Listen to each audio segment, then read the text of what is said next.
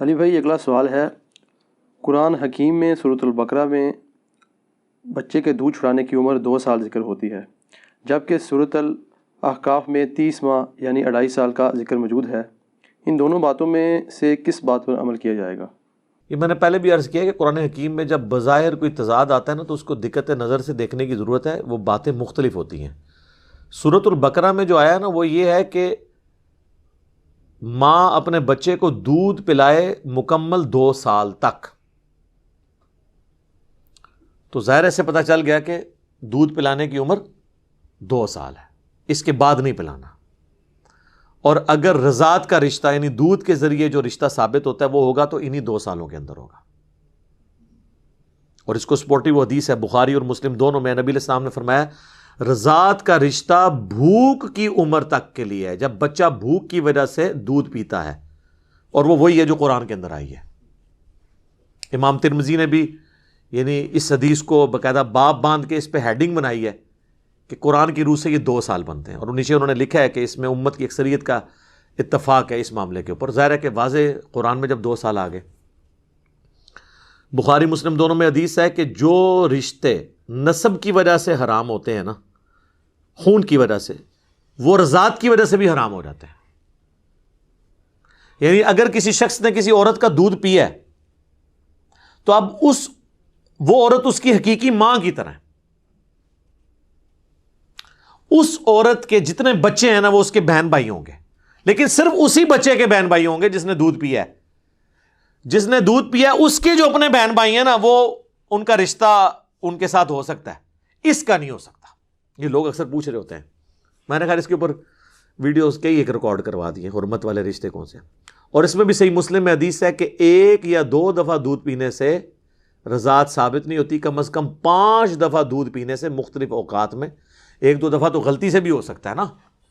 تو اس نے شریعت نے اس میں، اور یہ اہل سنت اہل تشیع کے ہاں کامن ہے یہ چیز 5 دفعہ کی۔ البتہ حنفی یہ کہتے ہیں کہ جی 1 دفعہ بھی پی لیا تو حرمت ثابت ہو جائے گی، تو 1 دفعہ تو حساتی طور پہ بھی ہو سکتا ہے۔ یہ 5 والا قول صحیح مسلم کے اندر ہے سیدہ عائشہ کا، تو یہ 5 والی بات ہی جو ہے نا وہ درست ہے۔ دودھ چھڑانے کی عمر 2 سال قرآن سے ہوگی سورۃ البقرہ سے۔ اب یہ جو آیت مبارکہ ہے نا سورۃ الاحقاف میں، جہاں پہ اللہ تعالیٰ نے ماں باپ کی جو اولاد کے لیے قربانیاں ان کا ذکر کیا ہے، اور اس میں خصوصاً ماں کا ذکر کیا ہے کہ وہ کتنی تکلیف اٹھاتی ہے، اور اس میں اللہ تعالیٰ نے ذکر کیا ہے کہ اس کا جو حمل ہے اور دودھ یہ 30 ماہ کی مدت ہے، تو 30 ماہ بنتے ہیں 2.5 سال، یعنی 2 سال اور آدھا سال۔ وہاں دودھ چھڑانے کی عمر نہیں ہے، اس میں ہے کہ اس کی حمل اور دودھ، حمل اور دودھ یہ ملا کے کتنے ہوئے؟ 30 مہینے۔ تو 30 مہینے یعنی کم از کم پریگنینسی جو ہے نا 6 مہینے کی ہو جاتی ہے، یعنی بچہ اس میں پیدا ہو جاتا ہے، اور 2 سال وہ ایک تو یہ ہو سکتا ہے۔ دوسرا یہ کہ یہ 30 مہینے راؤنڈ آف کر کے، کیونکہ قرآن میتھمیٹکس کی بک نہیں ہے، وہ لٹریچر کی کتاب ہے۔ یعنی اگر میں آپ کو کہوں جی ٹائم کیا ہوا ہے 6:40 ہوئے ہوں تو آپ 6:40 نہیں کہیں گے، آپ کہیں گے جی 6:45 ہو گئے، راؤنڈ آف کر دیں گے نا۔ اور 6:35 ہوئے ہوں تو آپ کہیں گے 6:30 ہوئے ہیں، راؤنڈ آف کریں گے نا۔ تو لٹریچر میں راؤنڈ آف کیا جاتا ہے۔ تو 33 مہینے ویسے ایگزیکٹ بنتے ہیں عموماً جو ہے، ویسے تو 6 مہینے کا بھی بچہ ہو جاتا ہے، لیکن 9 مہینے، تو 33 کو راؤنڈ آف کریں تو کیا بنتا ہے؟ 30۔ اب بعض لوگ نے یہ کہا کہ جی امام حنیفہ نے جو دودھ چھڑانے کی عمر کا ذکر کیا ہے وہ اس آیت سے کیا ہے۔ سر یہ آپ کے دماغ میں کیڑا ہے، آپ کے پرانے بزرگوں کو یہ وہم بھی نہیں کبھی آیا تھا، ورنہ وہ آپ سے بہت پہلے دریافت کر لیتے۔ پرانے بزرگوں نے آپ کے یہ لکھا ہے کہ تفسیر عثمانی جو ہے شبیر احمد عثمانی صاحب کی، اور محمود الحسن دیوبندی صاحب کا ترجمہ ہے۔ شبیر احمد عثمانی وہ ہیں جنہوں نے محمد علی جناح بانی پاکستان کا جنازہ پڑھایا ہے، انہوں نے اس تفسیر میں یہ آیت جب آئی ہے نا کہ دودھ چھڑانا جو ہے وہ 2 سال میں، اس کی انہوں نے حاشیے میں لکھا ہے کہ قرآن میں تو آیا ہے کہ 2 سال کی عمر ہے، لیکن امام حنیفہ کہتے ہیں 2.5 سال۔ ہو سکتا ہے ان کے پاس بھی کوئی دلیل ہو۔ تو شبیر احمد عثمانی صاحب کے دماغ میں نہیں آیا کہ میں سورۃ الاحقاف کی آیت پیش کر دوں 2.5 سال کے لیے، اتنی ان کو بھی شرم آئی کہ یار وہ ہے حمل پلس دودھ، تو یہ کسی کے دماغ میں یہ دلیل پہلے نہیں آئی تھی، ٹھیک ہے۔ تو اب اگر کوئی دھکے سے کرتا ہے تو ان کے بڑے بزرگ یہ حرکت نہیں کرتے تھے، ان کو پتا تھا کہ یار اس طریقے سے تو آپ تعریف نہیں کریں گے، اور یہ راؤنڈ آف کا معاملہ چلتا ہے عربی زبان کے اندر۔ بخاری اور مسلم دونوں میں حدیث ہے، صحابی کہتے ہیں کہ نبی علیہ السلام نے 60 سال کی عمر میں وفات پائی۔ پھر بخاری اور مسلم میں دونوں میں حدیث ہے، دوسرے صحابی کہتے ہیں کہ حضور علیہ السلام نے 65 سال کی عمر میں وفات پائی۔ پھر تیسری حدیث ہے بخاری اور مسلم دونوں میں کہ نبی علیہ السلام نے 63 سال کی عمر میں وفات پائی، 63۔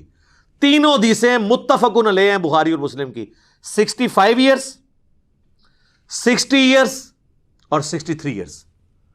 پھر امام بخاری نے اپنا قول لکھا ہے، وہ کہتے ہیں میرے نزدیک سب سے صحیح بات 63 ایئرس ہے۔ کیوں؟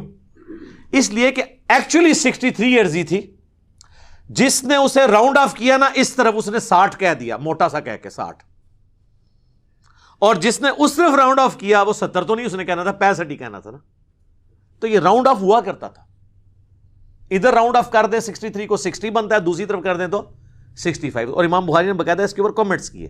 تو یہ راؤنڈ آف والا جو معاملہ ہے نا یہ ہوا کرتا تھا پہلے بھی، عربی زبان میں اس طرح کی چیزیں چلتی ہیں۔ لہذا دودھ چھڑانے کی جو عمر ہے وہ ہے 2 سال۔ 2 سال کے بعد چھڑانا ضروری ہے۔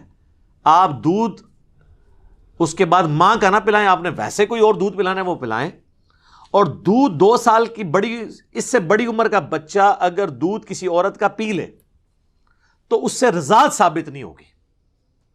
2.5 سال کا بچہ، 3 سال کا بچہ اگر کسی عورت کا دودھ پیتا ہے، یا کوئی 50-60 سال کا بچہ دودھ پی لیتا ہے، ہاں علماء عرب نے فتویٰ دیا تھا نا، جب ان کو کہا گیا کہ ہمارے جو ہے وہ، میرے پاس تو باقاعدہ عرب سے ایک بھائی ہے، وہ آئی ٹی کی فیلڈ سے تھے، وہ ڈرتے ڈرتے مجھ سے سوال کر رہے تھے کہ مطلب میں برا نہ مان جاؤں اس حوالے سے کہ بھی وہ کہتے ہیں نہیں یہاں تو ہمارے آفس میں ایک فتویٰ چل رہا ہے کہ جہاں پہ غیر محرم مرد و عورت اکٹھے ایک جگہ جاب کرتے ہیں نا تو اب پردے کا تو اہتمام مشکل ہے، تو اس میں یہ کریں کہ وہ وہاں پہ جو عورتیں جاب کر رہی ہیں نا وہ کسی برتن میں دودھ نکال کے دے دیں، اور وہاں جتنے مرد ہیں ان کو پلا دیں، وہ ان کے ساتھ رضاعت اسٹیبلش ہو جائے گی۔ پہلی تو بات ہے 5 دفعہ سے کم میں نہیں ہوگی، ٹھیک ہے، صحیح مسلم میں حدیث ہے۔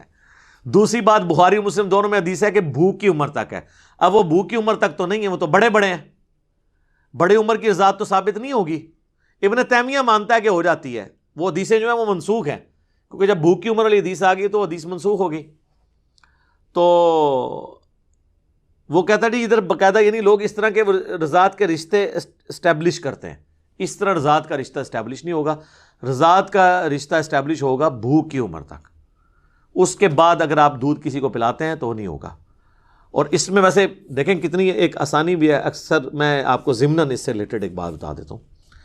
کئی لوگ ہیں وہ ہم سے پوچھ رہے ہوتے ہیں ہم نے اولاد نہیں ہے تو بچہ کسی رشتہ دار سے لے کے پالنا ہے، تو میں ان کو کہتا ہوں کہ آپ نے اگر بچی لی ہے تو ایسی بچی لیں جو وہ اس کا جو سرپرست ہے ہونے والا اس کی وہ محرم ہو، یعنی لڑکا اگر لے رہا ہے تو وہ اپنی بھانجی یا بھتیجی لے، تاکہ وہ جب بڑی ہو تو اس سے اس کا پردے والا معاملہ نہ ہو۔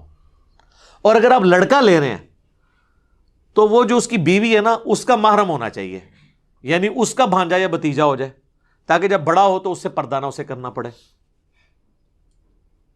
لیکن بعض اوقات ایسی صورتحال ہوتی ہے کہ یہ چیز کرنا مشکل ہو جاتی ہے، پھر لوگ جا کے عیدی والوں سے جا کے لے آتے ہیں یا کسی اپنے ایسے جاننے والے سے لے لیتے ہیں، پھر بعد میں وہ ٹینشن ہوتے ہیں۔ تو اس کا میں نے بتایا کہ آج کل تو بڑی آسانی ہے، ایسی ادویات اور ایسے ٹیکے اویلیبل ہیں میڈیکلی جو آپ اگر اس عورت کو لگا دیں تو پریگنینسی کے بغیر بھی دودھ اتر آتا ہے، اور پھر وہ دودھ اگر 5 دفعہ پلا دے اپنے اس لے پالک بچے کو تو وہ اس کی ماں بن جائے گی، اور اس کا وہ جو خامند ہے وہ اس کا رضائی باپ بن جائے گا۔ لیکن